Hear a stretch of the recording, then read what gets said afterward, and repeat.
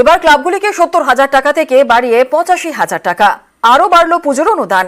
পুজো কমিটিগুলিকে বিদ্যুতের বিলে 75% ছাড়। এবারও ফায়ার লাইসেন্স ফ্রি।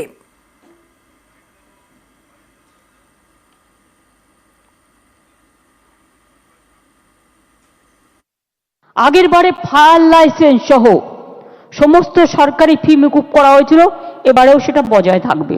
বিদ্যুতের ছাড় আগের বারে ছিল 66%, কিন্তু এবার আমি সিএসসির সাথে কথা বলেছি, আমি বলেছি 66% হবে না, 75% ছাড় করো। আর গতবারে অনুদান পেয়েছিলেন কত? প্রথম যখন শুরু করেছিলাম 25,000 দিয়ে, তারপরে আস্তে আস্তে আস্তে আস্তে 70 এসছে। এবার 70 থেকে স্ল্যাবটা বাড়িয়ে 85,000 করে দিলাম। আগামী বছর 1 লক্ষ টাকা অনুদান মিলবে ঘোষণা করেছেন মুখ্যমন্ত্রী মমতা বন্দ্যোপাধ্যায়।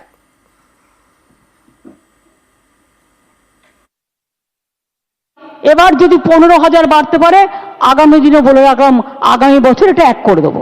2 বছরেরটাই কিন্তু ডিক্লেয়ার করে দিলাম।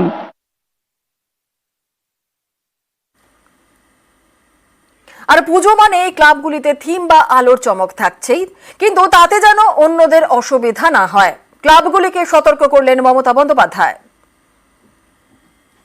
কোন পুজোর কি থিম, এটা নিয়ে আমি রাজীবকেও বলবো, বিনীতকেও বলবো, জেলা ব্লক থেকে শুরু করে কলকাতার সব ক্লাবগুলো একটু দেখে নেওয়া। থিম নিশ্চয়ই অনেকেই ডিসক্লোজ করতে চায় না, আমি ডিসক্লোজ করতে বলছি না, কিন্তু পুলিশকে আপনারা শেয়ার করুন। কারণ আমি দেখেছি কাগজে একটা সংবাদে কেউ নাকি 112 ফুটের একটা দুর্গাপুজো করছে। কেন? ইমাজিন, এটা আপনার স্ট্যাম্পিড হয়ে যাবে। একবারে ভেবেছেন? শুধু ঠাকুর তৈরি করলে হয় না, শুধু আমি একটা চমক দিয়ে লাইটিং এর খেলা করলাম, লেজারের খেলা করলাম, আরে প্লেনের অ্যাক্সিডেন্ট হয়ে যেতে পারে, অন্য মানুষের ক্ষতি হতে পারে। স্ট্যাম্পিড যাতে না হয়, ক্লাবগুলোকে এটার জন্য দায়িত্ব নিতে হবে। নমস্কার, এক ফোনে বাংলায় আপনাদের স্বাগত। আপনাদের সঙ্গে রয়েছি আমি জুনেলা। আজ এক ফোনে বাংলায় শুরুতে একটু ঘাটালের দিকে নজর রাখবো। ঘাটালে অ্যাম্বুলেন্স থাকলেও সেখানে মিলছে না পরিষেবা। 2টি অ্যাম্বুলেন্স থাকলেও সেখানে সেই পরিষেবাই পাওয়া যাচ্ছে না। ঘাটালের খরার পুরসভার 10টি ওয়ার্ডে এমনটাই অভিযোগ উঠছে। আরো একবার আপনাদের জানিয়ে রাখি, অ্যাম্বুলেন্স থাকলেও মিলছে না পরিষেবা। দেখছেন অ্যাম্বুলেন্স দাঁড়িয়ে রয়েছে, কিন্তু রোগীরা পরিষেবাই পাচ্ছেন না। 2টি অ্যাম্বুলেন্স রয়েছে এবং 2টি অ্যাম্বুলেন্স থাকলেও নাকি 6 মাস ধরে ব্যাহত রয়েছে অ্যাম্বুলেন্সের পরিষেবা। ঘাটাল খরার পুরসভায় এই ঘটনাটি ঘটেছে। 10টি ওয়ার্ডে এই অভিযোগ। কিন্তু কেন এই অভিযোগ উঠছে, কি বলছেন রোগীরা, কেন অ্যাম্বুলেন্স থাকছে কিন্তু তার পরিষেবা পাওয়া যাচ্ছে না? ভোগান্তি হচ্ছে সাধারণ মানুষের, ভোগান্তি হচ্ছে রোগীদের, রোগীর পরিবাররা ভোগান্তির একশেষ তাদের। সাধারণ মানুষ কি বলছেন শোনাবো।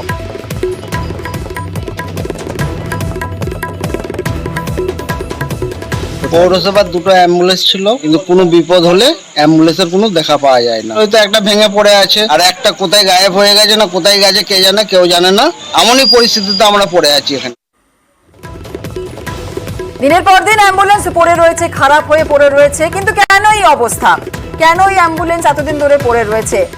আমরা একটু জেনে নেব, আমাদের প্রতিনিধির সঙ্গে কথা বলবো। সুকান্ত আমাদের সঙ্গে রয়েছে, সরাসরি চলে যাব সুকান্তর কাছে। সুকান্ত, পৌরসভা থেকে কি বলা হচ্ছে? অ্যাম্বুলেন্স রয়েছে, অ্যাম্বুলেন্সের পরিষেবা পাচ্ছেন না রোগীরা, দিনের পর দিন অ্যাম্বুলেন্স খারাপ হয়ে পড়ে রয়েছে, কি বলা হচ্ছে?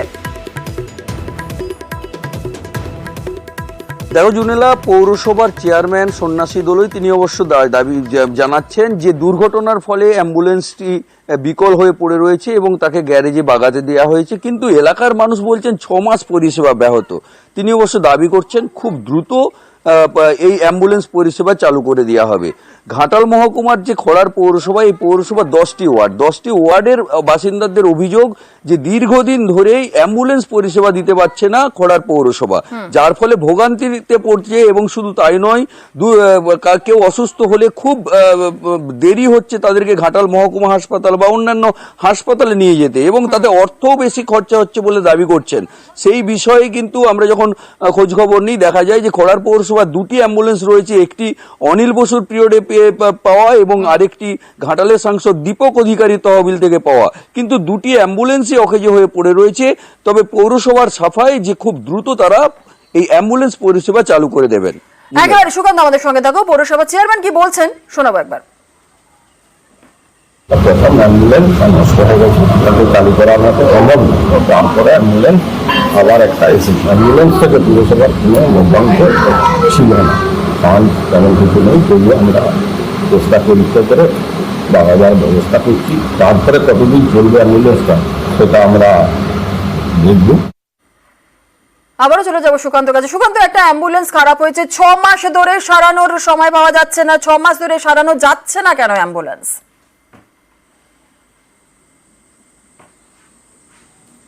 দেখো, পৌরসভার চেয়ারম্যান সন্ন্যাসী দলে তিনি যেটা দাবি করছেন যে পৌরসভার তহবিলের অবস্থা খুবই খারাপ।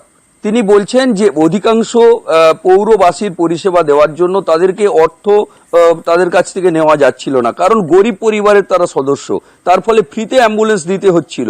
আর সেই ফ্রিতে অ্যাম্বুলেন্স দেওয়ার ফলেই তো তারা কিন্তু সমস্যায় পড়েছেন এবং এখন পৌরসভার তহবিলের টাকার ঘাটতি পড়েছে, যার ফলে তারা খুব দ্রুত এই অ্যাম্বুলেন্সটি সারিয়ে তুলতে পারছেন না। তবে তিনি বলেছেন যে খুব দ্রুত যাতে করে এই অ্যাম্বুলেন্সটি সারিয়ে এবং পৌরবাসীকে পরিষেবা দেওয়া যায় তার ব্যবস্থা করবেন। জুনেলা, আর অবশ্যই সুকান্ত আমাদের সঙ্গে থাকো। আর গোটা বিষয় নিয়েই কটাক্ষ করছেন বিরোধীরা।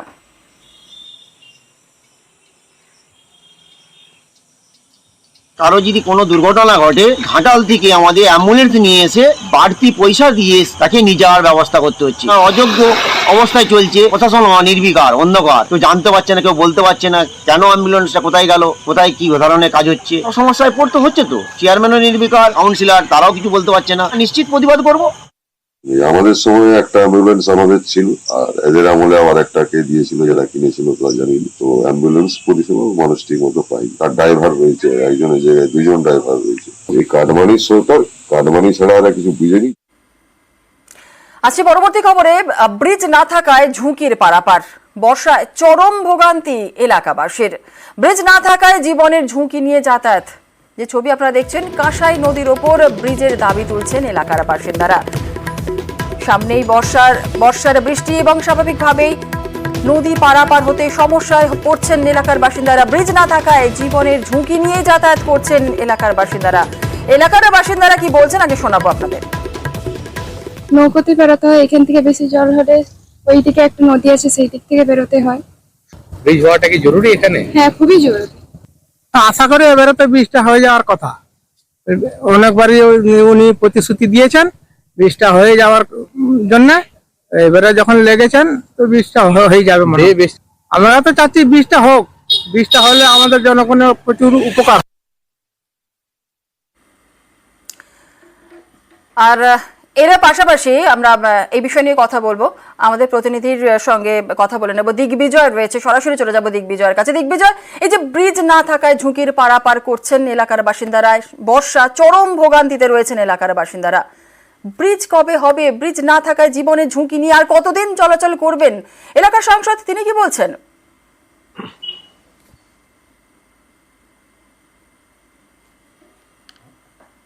এখন জুনেলা, ইতিমধ্যেই এই নিয়ে কিন্তু তৎপর হয়েছেন ডেবরার বিধায়ক হুমায়ুন কবির। তিনি রাজ্য পূর্ত দপ্তর এবং বিভিন্ন জায়গায়, অর্থাৎ ডিএম অফিস থেকে বিভিন্ন জায়গায় তিনি মিটিং করেছেন, বিডিওদের দিয়ে মিটিং করেছেন, জায়গা চিহ্নিতকরণের কাজ শুরু করেছেন। কিন্তু এলাকার যারা মানুষজন তারা বলছেন কবে ব্রিজ হবে, কারণ দীর্ঘ বছরের সমস্যা ডেবরার যে চাবাগড়ার কাঁসাই নদী রয়েছে। কারণ বর্ষা আসলে নৌকোতে জীবনের ঝুঁকি নিয়ে তাদের পারাপার করতে হয়।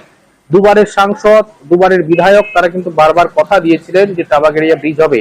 এমনকি এবারে নির্বাচনের সময় যখন দীপক অধিকারী তিনি এলাকায় এসেছিলেন, তিনি কিন্তু এবারেও কথা দিয়েছিলেন যে এবারে তিনি জেতার পরে কিন্তু এই টাবাগেড়িয়া ব্রিজ করবেন।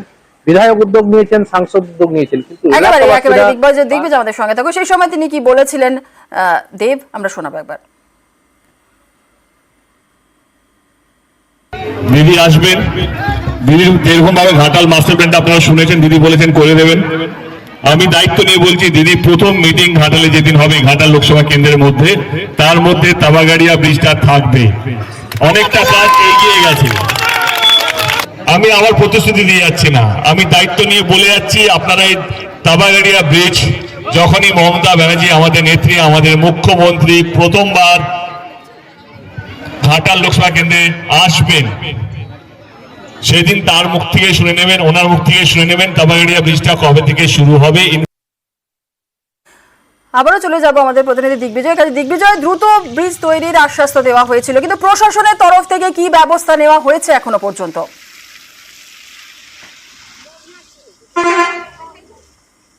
দেখো, ইতিমধ্যে আমরা ডেবরার বিধায়কের সঙ্গে কথা বলেছিলাম এবং তিনি যেটা জানাচ্ছেন যে তিনি ইতিমধ্যেই বেশ কিছু জায়গা চিহ্নিতকরণ হয়েছে নেওয়ার জন্য। প্রশাসনিকভাবে বিডিও, পঞ্চায়েত সমিতি, জেলা প্রশাসন সার্বিকভাবে দফায় দফায় বৈঠক হয়েছে, বেশ কিছু জায়গা নেওয়া হয়েছে, সাময়িক কিছু জায়গা বাকি আছে। ইতিমধ্যেই দেখতে পাচ্ছ যে প্রস্তাবিত যে বোর্ড, সেই বোর্ডও কিন্তু বসে গেছে। অর্থাৎ এক কথায় বলা যায় যে প্রতিশ্রুতি দিয়েছে তার কিছুটা হলেও কাজ হচ্ছে বা আগামী দিনে আরো হবে। কিন্তু এলাকার মানুষ বলছে বছরের পর বছর যেভাবে তারা প্রতিশ্রুতি পেয়েছে, সময় পেরিয়ে যাচ্ছে, তাহলে কি এবারের সাংসদ, এবারে যিনি বিধায়ক রয়েছেন তিনি কি আদৌ এটা সম্পূর্ণ করবেন, সেই নিয়ে কিন্তু তারা চিন্তিত রয়েছে। কারণ সামনে বর্ষা, নৌপথে জীবনের ঝুঁকি নিয়ে পারাপার করতে হবে, স্কুল পড়ুয়াদের সমস্যা রয়েছে। তাই এলাকাবাসী কিন্তু এখন শুধু অপেক্ষায় রয়েছে যে আদৌ যে কথাগুলি বলেছেন সাংসদ বা বিধায়ক সেটা কি বাস্তবিত হবে, সেটাই এখন প্রশ্ন। জুনেলা, একেবারে অনেক ধন্যবাদ দিগ্বিজয়। আর বিধায়ক, ডেবরার বিধায়ক হুমায়ুন কবির, তিনি কি বলেছেন শোনাবো এই বিষয়ে। টাবাগড়া ব্রিজ করতে গেলে যে ল্যান্ডটা অ্যাকোয়ার করতে হবে সেটা 6.5 একর, বেশি অ্যামাউন্ট ল্যান্ড নয়। সেটা নিয়ে কিভাবে ল্যান্ড অ্যাকোয়ার করা শুরু হবে, কত ফান্ড লাগবে, সেগুলো নিয়ে একটা বিস্তারিতভাবে মিটিং হয়েছে। তার মধ্যে নার্সারি যেটা বেরিয়ে এসেছে যে আপাতত টাবাগড়া ব্রিজ যখন তৈরি হবে ওখানে একটা বোর্ড লাগানো, মানুষকে সেন্সিটাইজ করার জন্য। যে সমস্ত ল্যান্ড ওনার আছে তার মধ্যে অনেকেই রাজি হয়ে গেছেন, অলরেডি রাজি হয়েছে। খুব শীঘ্রই একটা মিটিং হবে, হাই লেভেলের মিটিং, থেকে ওখানে আমরা থাকবো, থেকে ওখানকার মানুষকে সেন্সিটাইজ করবো, তারপরে আমরা ফলো আপ অ্যাকশনগুলো নেবো। পানিহাটিতে তৃণমূলের মারপিটে গ্রেফতার, মূল অভিযুক্তদের গ্রেফতার করা হয়েছে। এবং আপনাদের জানিয়ে রাখি প্রসঙ্গত যে সোমবার পানিহাটিতে হামলা চালানো হয়, ভাঙচুর করা হয়, আর এই ঘটনার প্রেক্ষিতেই পানিহাটিতে তৃণমূলের এই মারপিটের ঘটনায় গ্রেফতার করা হলো মূল অভিযুক্তদের। আমাদের সঙ্গে রয়েছেন আমাদের প্রতিনিধি সুবীরের কাছ থেকে বিস্তারিত জেনে নেব। সুবীর, কোথা থেকে গ্রেফতার করা হলো মূল অভিযুক্ত যারা, একটু জানতে চাইবো তাদের পরিচয় বা ঠিক কি? দেখো, গত সোমবার দিন পানিহাটিতে তৃণমূলের গোষ্ঠী সংঘর্ষ হয় এবং সেই মারপিটের ঘটনায় 3 জনকে আগেই খড়দহ থানার পুলিশ গ্রেপ্তার করেছিল এবং তারপরে গতকাল রাত্রিবেলা গোপন অভিযান চালায় এবং গোপন অভিযান চালিয়ে পানিহাটি তৃণমূলের যুব সভাপতি রয়েছেন কুমারী মল্লিক, তার ঘনিষ্ঠ পরিতোষ দাস ও পিন্টু ভৌমিককে বেলঘরিয়া থেকে গ্রেপ্তার করেছে খড়দহ থানার পুলিশ এবং এই 2 অভিযুক্ত যারা রয়েছেন তাদেরকে আজকে ব্যারাকপুর আদালতে পাঠানো হবে। বেশ, ধন্যবাদ।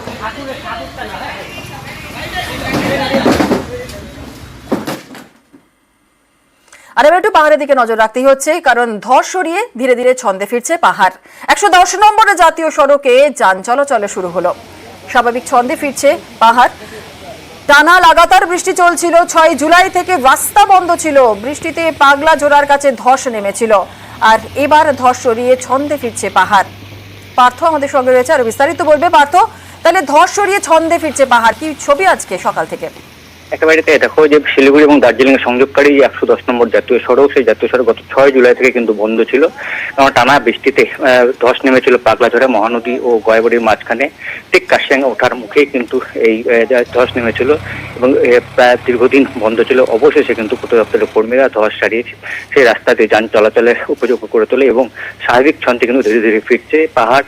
কারণ আমরা জানি রোহিণী রোড হয়েও কিন্তু দার্জিলিং যাওয়া যায়, কিন্তু এই যে পুরনো 110 নম্বর জাতীয় সড়ক, এই জাতীয় সড়ক দিয়ে যেমন একদিকে সরকারি বেসরকারি বাস চলাচল করতো, তেমনি পণ্যবাহী লরিও কিন্তু ওঠানামা করতো। অবশেষে কিন্তু স্বস্তির নিঃশ্বাস পাহাড়বাসীর। ধন্যবাদ পার্থ। গত বছর নদিয়ায় ডেঙ্গির দাপট, তারপরে এই ডেঙ্গি রুখতে নানা পরিকল্পনা এবং কর্মসূচি, এতেই মিলল ফল। গত বছরের তুলনায় এবার নদিয়া জেলায় ডেঙ্গি আক্রান্তের সংখ্যা অনেকটাই কম। শিলিগুড়িতে অন্য ছবি, এখানে আবর্জনা ঠিকমতো সাফাই হয় না বলেই অভিযোগ, আর এর জেরে বাড়ছে মশার উপদ্রব।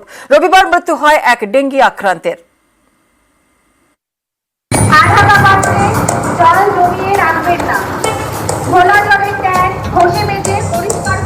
নদিয়া, গত বছর এই জেলায় দাপট দেখায় ডেঙ্গি, আক্রান্তও হন অনেকে। এবার তাই আগে ভাগে সতর্ক জেলা প্রশাসন, সাফাই অভিযান, সচেতন করতে প্রচার, এমনই নানা কর্মসূচি নেওয়া হয়। পথে নামেন কৃষ্ণনগরের পুরপ্রধানও। সেই মতো ফলও মিলেছে, গত বছরের তুলনায় এবার ডেঙ্গি আক্রান্তের সংখ্যা অনেকটাই কম। গত বছর জানুয়ারি থেকে 21শে জুলাই পর্যন্ত নদিয়ায় ডেঙ্গি আক্রান্তের সংখ্যা ছিল 668। এবছর সেই সংখ্যাটা মাত্র 72। কৃষ্ণনগর পুরসভা এলাকায় গত বছরের জানুয়ারি থেকে 21শে জুলাই পর্যন্ত ডেঙ্গি আক্রান্তের সংখ্যা ছিল 6, এবছর 0।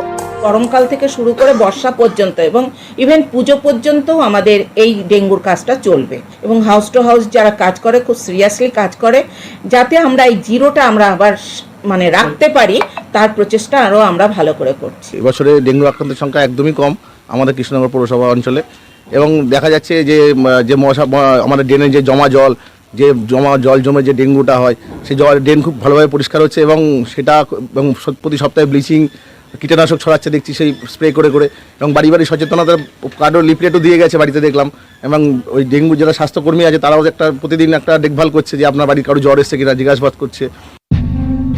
নদিয়ায় ডেঙ্গি অনেকটাই নিয়ন্ত্রণে। শিলিগুড়ি পুরো এলাকায় অন্য ছবি, এখানে নিয়মিত জঞ্জাল সাফাই হয় না বলে অভিযোগ।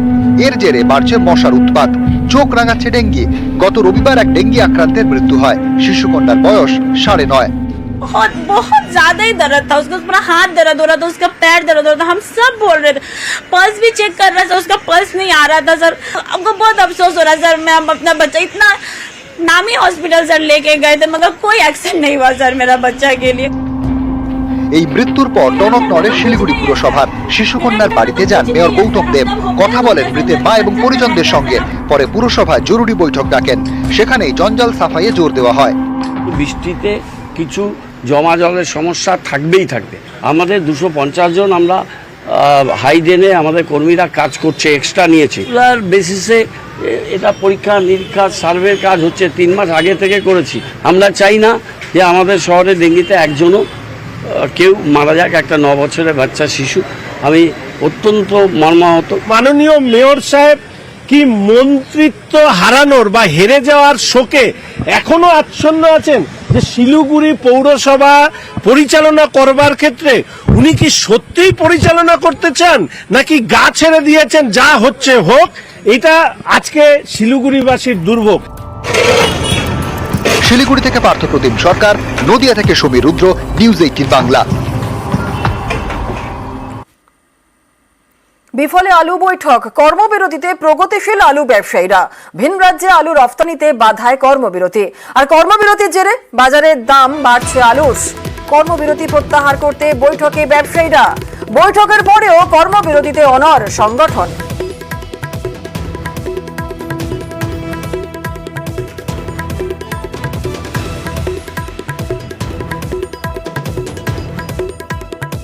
আমাদের কর্মবিরতি হয়েছে, এর জন্য আমরা প্রকৃতই দুঃখিত।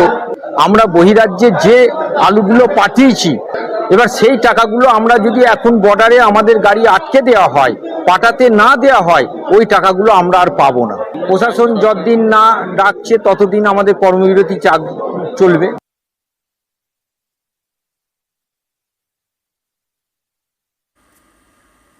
আর পরিস্থিতি মোকাবিলায় আলাদা সংগঠন তৃণমূলের। বেচারাম মান্না, প্রদীপ মজুমদারকে সংগঠন তৈরির দায়িত্ব। আলুর দাম নিয়ন্ত্রণে কড়া পদক্ষেপ নবান্নের। মন্ত্রিসভার বৈঠকে কড়া পদক্ষেপের নির্দেশ। ফের ভিন রাজ্যে আলু পাঠানো নিয়ে হুঁশিয়ারি মুখ্যমন্ত্রী মমতা বন্দ্যোপাধ্যায়।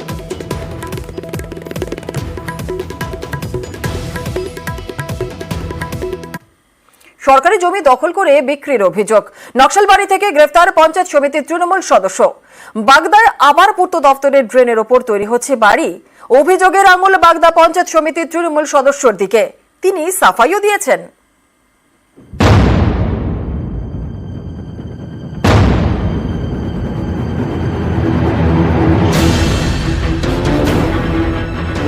শিলিগুড়ি নকশালবাড়ি ব্লকের সেফদুল্লাহ, এখানেই সরকারি জমি দখল করে বিক্রি। অভিযোগের আঙুল নকশালবাড়ি পঞ্চায়েত সমিতির তৃণমূল সদস্য তথা পূর্ত কর্মাধ্যক্ষ আশরাফ আনসারির বিরুদ্ধে। সোমবার রাতে নকশালবাড়ি থেকে তাকে গ্রেফতার করে পুলিশ। আমি সৎ পথে চলি, আমি বেকুসুর। আমি যে আন্দোলন করছিলাম সেই আন্দোলনটা জারি থাকবে। এই করাপ্ট অফিসারদের বিরুদ্ধে আমি আন্দোলন করে যাব। জনগণের জন্য, জনগণের স্বার্থে আমি আন্দোলন করে আমি যে ফেরা দিয়েছি। গত বছরের ডিসেম্বরে আশরাফ আনসারি দাবি করেন সেফদুল্লাহ এলাকায় প্রথমে ব্যক্তিগত জমির দলিল জাল করা হয়, সেই জাল দলিল ব্যবহার করে সরকারি জমিকে ব্যক্তিগত জমি দেখানো হয়, তারপর সেই জমি প্লট করে বিক্রি। এভাবেই সেফদুল্লাহ মৌজায় 100 বিঘা খাস জমির অনেকটাই বিক্রি হয়ে গেছে বলে অভিযোগ। আশরাফ আনসারীর দাবি, এই ধরনের জালিয়াতিতে মদত দেন নকশালবাড়ির প্রাক্তন বিএলআরও প্রবাল দাশগুপ্ত। এ নিয়ে তখন প্রশাসনের দ্বারস্থ হন আশরাফ। তদন্ত শুরু করে নকশালবাড়ির বিএলআরও। সেই তদন্তের প্রেক্ষিতে তৃণমূল পঞ্চায়েত সমিতির সদস্য এবং আরও 9 জনের বিরুদ্ধে নকশালবাড়ি থানায় অভিযোগ জানানো হয়। তাদের বিরুদ্ধে সরকারি জমি দখল এবং বিক্রির অভিযোগ আনা হয়। তারপরেই আশরাফকে গ্রেফতার করে পুলিশ। মানে কিছু জমি বেশ জমি ছিল, সেই জমিগুলো ট্রান্সফার হয়ে রায়পুর, সরকারি জমি ছিল কোনো সময়, ওটাকে পড়ে রায়পুর। এখন কি ব্যাপারে হয়েছে সেটা তদন্ত হচ্ছে। এটা তো ফ্রেশ ঘটনা না, প্রাক্তন বিয়ার টাইমের না, এটা অনেক আগের ঘটনাগুলো। উত্তর 24 পরগনার বাগদা গ্রাম পঞ্চায়েতের নতুন বাজার, এখানেও সরকারি জমি দখল। ড্রেনের ওপর তৈরি হচ্ছে বাড়ি।